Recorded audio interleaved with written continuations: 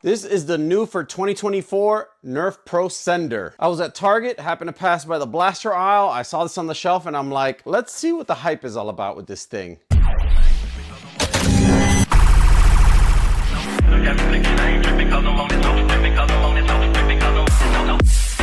Full transparency up front, I must keep it real with you. When I saw this thing advertised, I really wasn't a big fan. I did like the Torrent, and we'll get into that later. The new Nerf Pro line in general kind of surprised me. When the Strife X was announced, I was kind of halfway excited because I thought there would eventually be a Rapid Strike, maybe a Retaliator, maybe just the classic blasters, but with that Pro spice in them. As soon as they announced these with that N series multi-appeal, keeping it safe kind of design, I wasn't that thrilled. In general, just for the sake of giving you guys my honest opinion and a decent analysis on what this blaster is, what it provides, I just picked it up so I can let you guys know what you're up against. Now, I don't know if I got a lemon, but mine did not work right out of the box. And we'll get more into that when we reach the unboxing section. However, what you see in the box is what you get. The box is pretty depicting of the actual product. I'm pretty sure you guys have seen all the leaked and now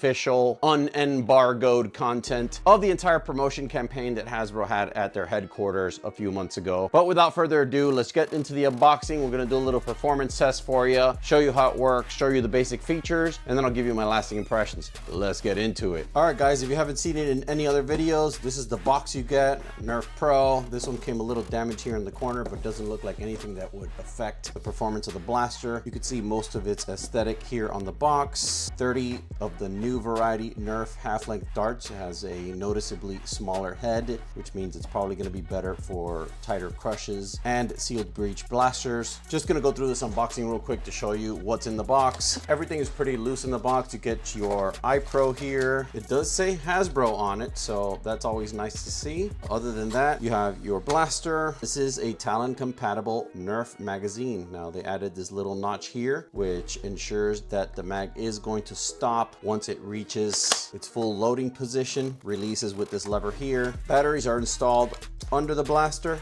This little cap comes off. As you can see, I have 8 Energizer lithiums in this blaster. Not that it's gonna make a big difference, and you're gonna see why here in a few minutes. This blaster has a very bizarre, compacted design. Without the mag, it just seems like, I don't know, vibrating back massager vibes or something. I don't know, it doesn't give me that blaster vibe. Maybe with the mag in it, but such a snubbed out nose. Trigger is literally less than an inch away from the muzzle. You bullpup lovers, I mean, I'm a bullpup lover, but you hardcore bullpup lovers might be the only people to actually like this. Not a big fan, but again, I'm just keeping it honest. Nerf compatible rail. By the looks of it, it seems like it's just Nerf proprietary. We have this pressure fit cap here, revealing a end strike attachment here. That's kind of nice to see. You can use any end strike attachment you may have lying around. Otherwise, it just seals in a nice little SMG aesthetic of the blaster. Now, at the beginning, I thought my trigger didn't work. There is a trigger lock here. As you can see, the rev trigger cannot be depressed at all. Neither the main trigger. When I hit the switch to unlock the trigger,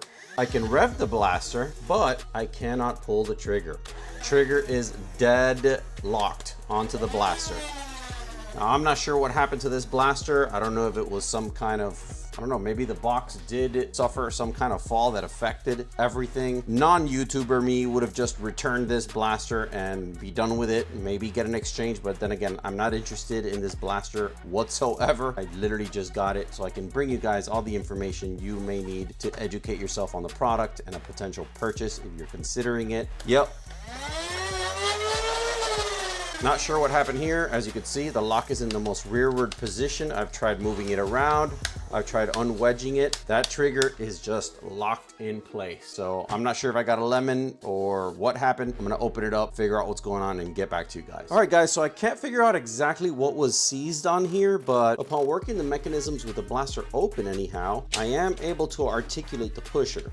However, as you guys were able to see earlier, I wasn't able to make this happen no matter how much I would work that trigger. I even tried to bump it a couple times with my fist and it wasn't working. There is a locking mechanism that requires you to depress the rev trigger all the way in, which I was doing in order to release the trigger, but it wasn't doing it. I'm gonna take a good look at how this mechanism operates. Looks like it's some kind of a geared pusher mechanism right here in the front. If I see everything pretty much normal, I'm gonna put her back together and see if she operates with the clamshell shut. All right, guys, I got her back together. together. It seems to be working.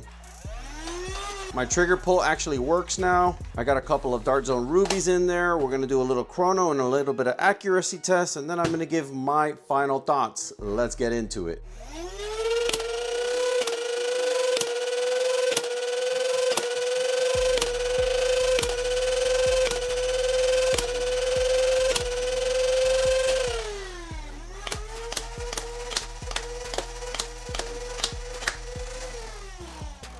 All right, so since I mentioned earlier, obviously my excitement translates directly into the product that I'm reviewing. Obviously, you guys can see I'm not completely crazy about this thing. I wasn't right away just by the design, but it even materialized further when I held the blaster. As any thumb hold design, this one is no different. In fact, it feels even a little bit more restricting. When I hold my Tryon, when I hold even the Nerf Hyperfire, I feel a little bit more of a natural ergonomic comfort with those blasters. With this one, I don't know why. I just can't get that feel like I'm actually aiming something. The feel I get from this one is more like something I would get from an electronic massager, maybe some egg beaters.